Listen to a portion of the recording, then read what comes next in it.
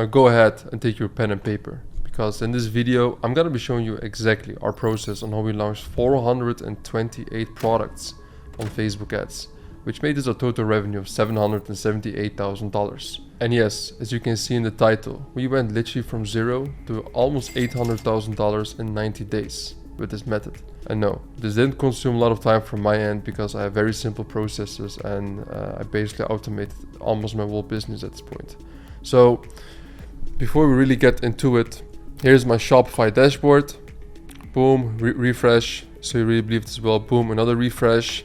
And the revenue that you can see in here is 8 million in Swedish crowns because we were selling in Sweden.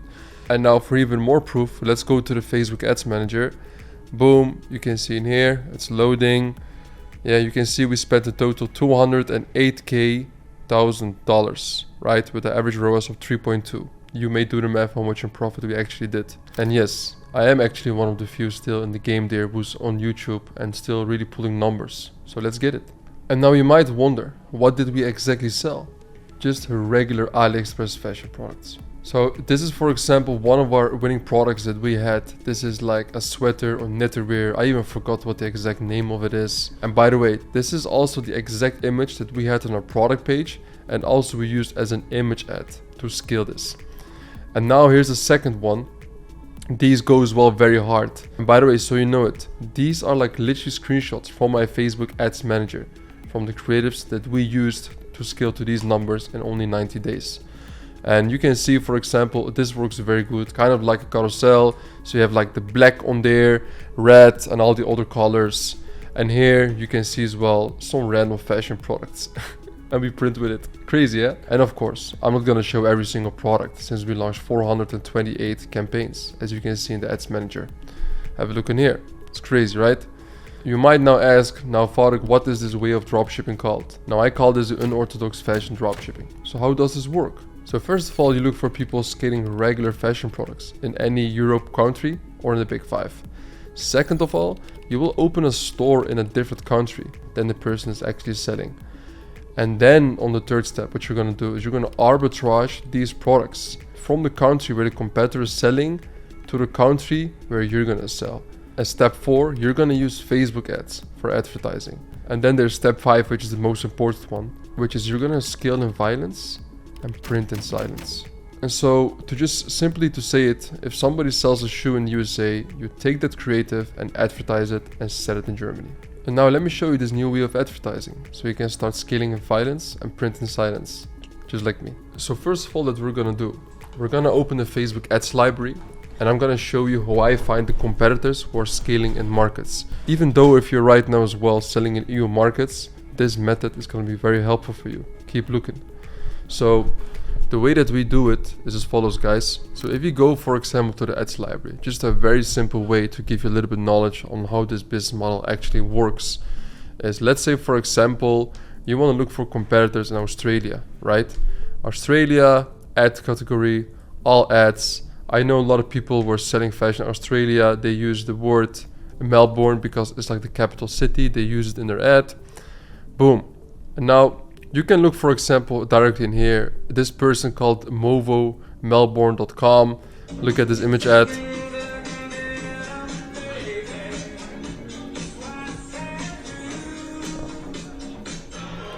Yeah, fuck this shit. I'm gonna watch this all the time, to be honest. And you can look, for example, in here. Oh yeah, 65 in Australian dollars. They're selling it. And yeah, 1, 2, 3 items. You know, the Catching Bundles app. Everybody knows it. Well, and look at their stores, right? This is like the typical way we also have like our fashion stores, for example. So these are like the typical products that we would also sell in our stores. Sandals, dresses, jackets, whatever, right? Of course, it depends on the season, right? But this is the type of products we would sell. Why? Fashion is evergreen. It is basically one of the best niches in the world to sell. I believe it is the best niche, you know? And before we get really deep into all the juice, I'm the founder of Ecomsphere, which is one of the best education companies in the e-commerce space for dropshipping. And I knew that if I could scale with this simple method, I could also teach others. So in here in our Discord, you can see, for example, a few of the results that we have from our students. Yesterday at like 6 p.m. he posted that he had a revenue of 14,000, right? And if you go up as well, You have Amin, he made like a whopping 2.7k revenue and 1.1k in profit. You go up again, right? $900 in profit. I can just go and go and go and go. And this, for example, Haitham is one of our coaches, and he did around like 90k USD with the strategy I'm about to tell you. Now I recommend you to join it. We only take a maximum of 10 people a week due to the quality, and we prefer to maintain this in the group. Thank you. Let's get back directly into the next steps. Let me pull up the whiteboard right now. Scaling to these numbers in 90 days will be divided in 7 steps. And every single step, I'm gonna be telling it in detail how we did it. And then you can just literally copy paste what we do and go ahead and make money yourself. So the first thing that you wanna always do and go about is the product research, right? Product research is the most important one, and picking the country, okay? Picking country. And now, the next thing that you want to focus on, which is very important, is your Shopify store. Because I know a lot of people, they ask me, what kind of Shopify team do I need to use? Do I need to buy a paid team? And how does all of it go, right? I'm gonna be telling you in detail how you need to do it exactly. Third step, payment processing. I know a lot of people, they also like struggle with it. So I'm gonna be explaining what kind of payment processing I used in this video. And also at the same time, I'm gonna also give you guys some nice bonuses. Keep looking, right? Payment processing, whatever. And then the fourth step that we have is the fulfillment, right? Because people are gonna be like, yo, okay, nice, all this money, but who's handling all the orders and shit, right? Fulfillment, don't worry, I'm gonna explain everything A to Z in detail, how you can do it, right? The fifth step, so like importing the products, right? Importing products, how do you do that? Very simply, because there's like 428 products that we tested in those 90 days, right? I'm gonna explain everything around that. Step 6, and obviously we do Facebook ads, no TikTok, Pinterest, any of those bullshit, you know. I can totally assume that you're wondering, how did this guy even pull this off? It's like $209,000 in ad spend with a 3.2 ROAS, right? And then I'm not even talking about ROAS that is not even calculated. And then the 7th step, guys, is a bonus, right? Sorry about the letters, I'm very bad at writing, as you can see, but the bonus, fucking crazy. Keep looking. Step 1, product research. I know there's a lot of methods you can do product research, and this is really my favorite. So what we usually do is we open the Facebook ads library, and this tool is totally free, right? And the only thing you have to do is pick one of the keywords that I have right here on my screen. You take them and you can just look for them, and then what you want to do is find competitors, put them all in a sheet, and track as well what kind of products they're running and how many ads they're running. So there's a lot of spy tools out there, I know it, but still so far till this day our favorite so far has been right now the Facebook ads library. You can find so many winning products like that. So take these keywords, use them, and find competitors in specific countries. So let's say, for example, you want to find, you know, fashion stores, let's say for example in Germany. Go to Germany, all ads. You can do here Berlin, because like a capital city, and most people, they have as well like the Berlin, that kind of they have like in their you know, like in their store name. So what you can basically do is you just go for like one of these very simple words, right? And if you want to like search, for example, in Germany, you know, like these winning products or like the competitors, what you like usually like to do is you can use those keywords and translate them to the native language and then find it like that. If you want to take it like very simple, for example, right? Because I already did it, and I as well like found some competitors that I think are very interesting, right? So for example, the store here, sophiamelbourne.com, right? And we can see here, this is a very nice one. I think these guys are pretty much like printing, and this is like one of those typical fashion stores that go amazing, you know? So if you go here, for example, you can just see like random fashion products, right? And we really as well like sell exactly these kinds of products. They go very hard, you know? And if you go to the product page, it's nothing crazy as well. So what a lot of people do as well, they have like this closure sale method, right? And this works very good because you put a lot of urgency to people to really buy the particular product, right? Update, due to high demand during winter sale, only 6 units are still available at the current price. I can also imagine for you right now, if you're looking at this video, you're gonna be like, yo, This is just the basic dropshipping shit. How does this stuff still work? Because people were probably expecting that I'm gonna show some crazy creative testing system or whatever, but there really isn't. This is literally it, you know? And if you want to know as well, like more about how we do product research, I would suggest you to watch this video right here, because in this video right here, you can see like a long video how I like literally do product research. But this is one of the methods of product research we always like to do, and that's how we found our winners.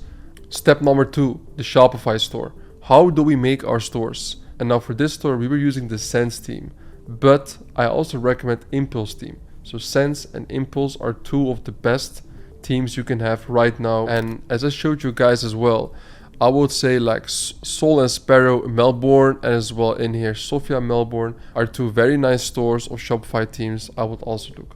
Maybe this is even the same competitor, I don't even know.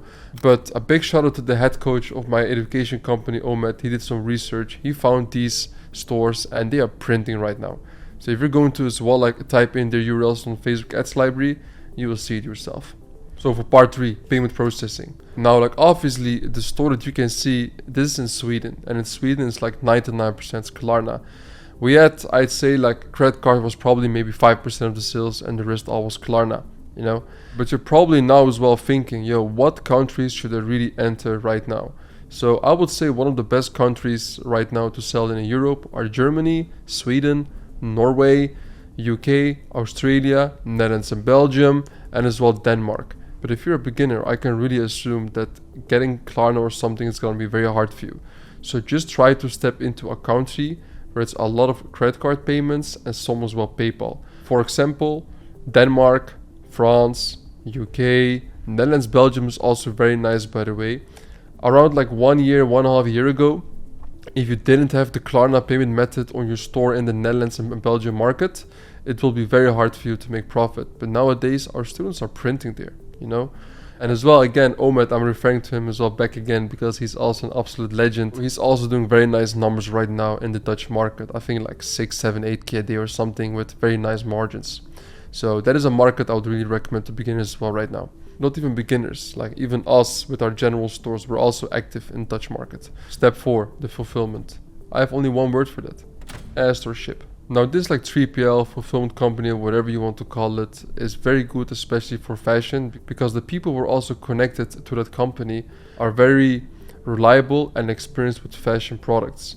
Because you gotta understand, if you're gonna start selling fashion products, you can't just take any regular supplier because of all the sizes, EU sizes, Chinese sizes, US, Australian, UK sizes. It's all very differently. And to have a supplier who's experienced in that is very important. Because as you can assume, with fashion, there's always going to be a higher dispute rate than almost any other niche, which is normal. It's not necessarily because maybe the quality is bad or whatever it may be. No, it's because of a lot of returns, you know? So if I would, for example, buy a t-shirt online, sometimes for me it feels like quite risky, you know? Because for example, if I go to the Under Armour, you know, I buy a t-shirt with the size M. But if I go, for example, to Nike, I buy XL. So this is very weird, I know it. This is why like returns and replacements, they happen a lot. Maybe, of course, sometimes well, like complaints, you know, it also happens more with fashion than anything else. So a good fulfillment company who knows their shit, who is very good with the dispatch time and you name it, is very important. And if you want to work as well with Astroship, just go to the description here below. You can see a link, you can join the Discord, open a ticket and just start asking them for prices of the products. And now the 5th step, importing products. I know you're gonna think that we do some crazy kind of copywriting, DR, advertorial sales page. Actually, no. The website that you're seeing, Soul and Sparrow, no, this is not my website, but my shop was very similar, you know? Just always very simple. We always love to have like a black add to cart button. And in terms of importing the products, we would use the app Copy, go to ChatGPT, rephrase the whole product page, and then just upload them into Shopify. Obviously, I don't do that myself. It is my team who's doing that. If you want to also know more about how we're automating all of our processes, I would really recommend you to watch this video as well here. I would also put it in the description, and where you can learn how we have automated our whole general stores dropshipping business. Because it's kind of simple at this point, let's be honest. This is not rocket science. And what is very important, by the way, for a product page is that you always have to have a size chart. This person has done very well as well. You know, you don't need to have any crazy product page. Just show the product a little bit around, you know, and always have a size chart. Then you should be fine. And something I forgot to say as well about like the Shopify stores is that we don't like to have any upsells. This guy has it, but we don't like to give any upsells before actually getting the first sale. Because why? For example, in the US market, if you give a lot of like upsells before the product has been sold, they are more likely to just jump away and click off the website, because they will maybe get a feeling that this site's like scamming or like not trustworthy. And EU, they are just like more paranoid than like in the most big 5 countries, and as well the US. So this person has it, for example, but we don't like to do that, to be honest, you know. So what we only have is Sweet Upsell, which is an app that like after the sale they can just add, for example, the same product for another 40% off, right? And just add that to the cart, and it will also be deducted from their credit card, which is absolutely amazing, because you have already sold the product and you're making extra, even more profits, aka you can scale harder, aka competitive edge, and you just bully everybody out of the market. So fucking important. And now let's get into the fucking Facebook part, what everybody's been waiting for. Now you can see, for example, in here, look at the break-even ROAS that we had on all of our campaigns, 1.4, 1.3, 1.6, right? And look at the total spend we had, for example, on the highest campaign, 42k, yeah? With the average ROAS of 4.8 and 3.6k purchases, right? And you can do the numbers, right? 3.2 ROAS on average, and this is in the front end. We also have upsells, we have email marketing, but you saw the revenue already, how much we did. And I believe, I have to pull the Wolf Finance report and stuff as well, but I believe on this store we did around like a 30% profit margin, even after all the returns and shit, right? And the thing is, I don't want to sugarcoat in here and say like, hey, I did like 50% profit margins, because that's what you would think if you look at these results.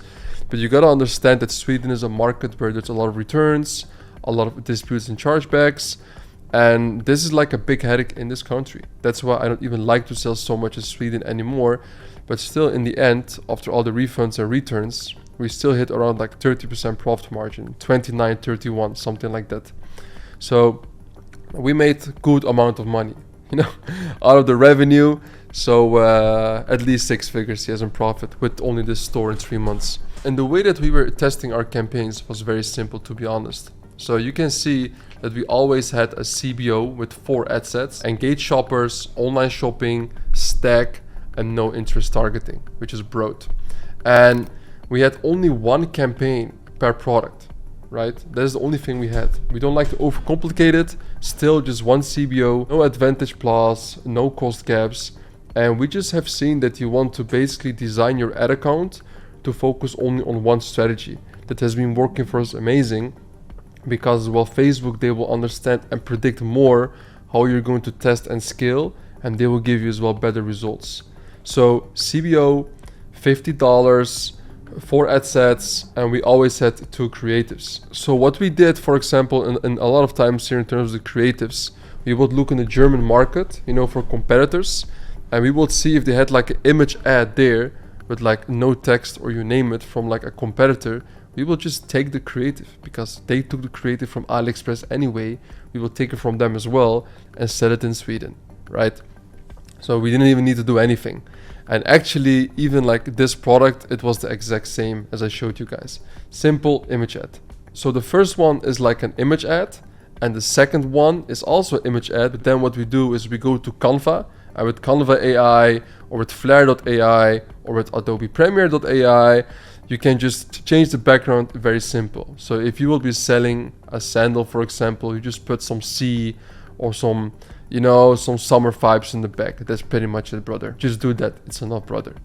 And that works amazing, to be honest. You will also see that. But let's say, for example, that you saw in the ads library that a competitor from a different country was having a video, but it's in a different language. Then what do? Very simple. You can use 11 apps, or you can just hire like a proofreader and let this person just put like subtitles on the video. To be honest, the campaigns that we scaled mostly are image ads, because with video ads, most of the times I know on Facebook you can scale a little bit longer, but we like to test fast, right? So with image ads, it's easy to find, easy to test, not a lot of work, and just stack all those campaigns, you know. So if you see those 428 campaigns in here, that basically means we tested 428 products. And we spent 208k on that, and we took home 777k, something like that. I even forgot right now. In terms of how we look at the columns, is way different than anybody else. And we are kind of like chat scaling in here, you know. So you can see the way we do it is we just have very simply the budget, amount spent, link clicks, add to cart, purchases, ROAS, and cost per results. We don't look at anything else. But actually, one of the only things we actually really look at is just amount spent, link clicks, and ROAS. That's like one of the most important things. Besides that, all the other shit, yeah, it's like, okay, you know. And I mean, add to carts is nice to know, because if you know the add to carts, like it's high. If you spend like 20 or 30 bucks on a campaign and the add to carts are like 6, 7 and you have no sales, it probably means there's something going wrong in the checkout, or the price is just too high, maybe something like that, you know. That usually happens. But you can see here, for example, that amount spent and link clicks are very nice. It's almost x2. That means the creatives are bossing. You can see that here as well. It's almost 24.9k spent and almost 50k clicks. 2x almost. If you go down a bit as well, guys, right, you can see we tested a bunch of campaigns that just didn't work. All right. So here, for example, we spent here 79 bucks, 73 clicks, 6 add to carts, 2 purchases, 1 ROAS. Look at all the failed campaigns in here, guys. Look how many failed. Look. Right? If you guys still think I'm like a one-hit wonder, like this is not true at all, you know. And shout out to my brother, by the way, you know. He like operated like these stores like crazy. I was just helping with the strategy, you know, and seeing how we could scale everything harder.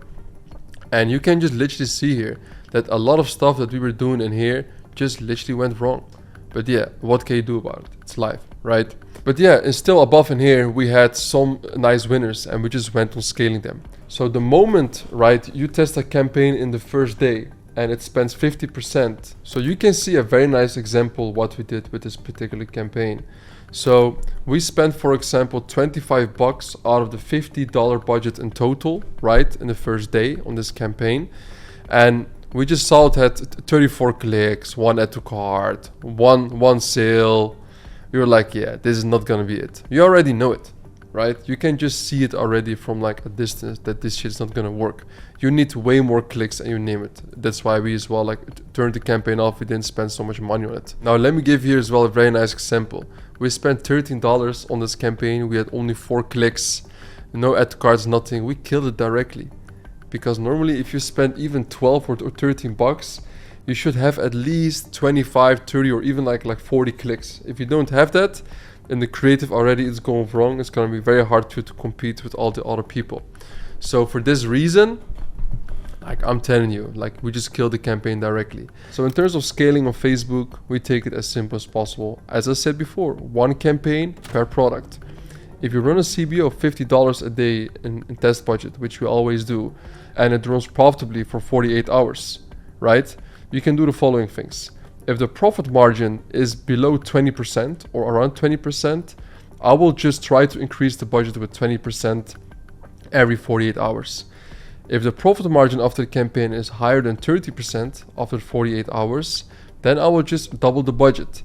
And you can just keep on increasing, doubling the budget as much as you can, right? And this might sound crazy, but this is literally how we do it, you know? And this is a very nice method on how we scaled as well in this store. And what you will see is at some point you will try to scale the budget so high that it becomes even maybe at some point like break even or even like a little bit unprofitable. And this basically meant that you scale too hard. You gotta try to find the sweet spot always. We always do that. And you can see, for example, with us, even on the end of like running this store, like this winning campaign, we ran it on $200, this one on 50, this one on 100. And these were like the end budgets. So it meant as well that the store and the products, the winners, are, you know, they were dying because we were selling them so long, you know.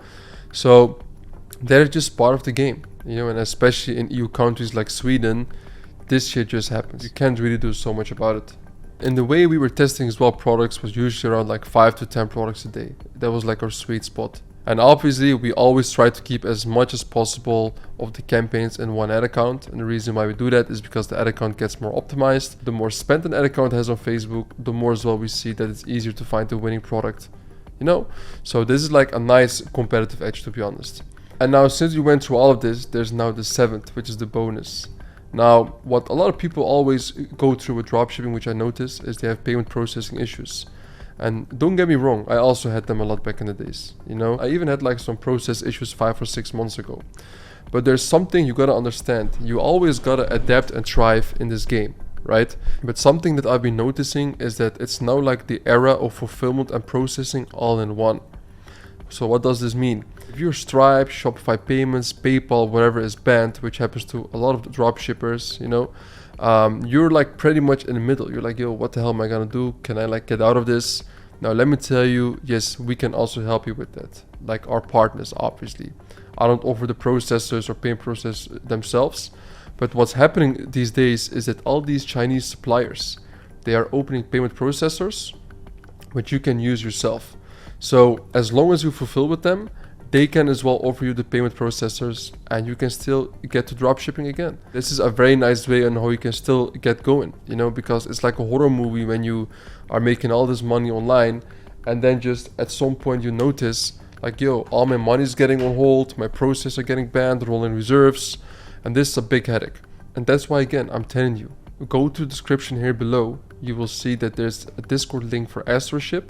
You can just enter the Discord, open a ticket, and then within AstroShip, you can get A, good fulfillment, and B, a good processing in which you can minimize your holds and like big headaches. And so you know it, we teach all of this and even more in detail in our mentorship. And if you're not even scaling to at least 100k a month or you're still unprofitable, in all honesty, this is just really the place for you to be. So if you want to learn more about the mentorship as well, you can either send me a DM on Instagram at ecomlegend or just here in the description, the Kennedy link, book a call with my team. And we're just gonna check if you're qualified enough. We have some questions for you. And to be honest, if you're lucky, you get in because yeah, we can't just take everybody in all the time. So anyway, that was it. Peace out. And hey, subscribe, show some love. I put a lot of time in this video. Thank you. Love.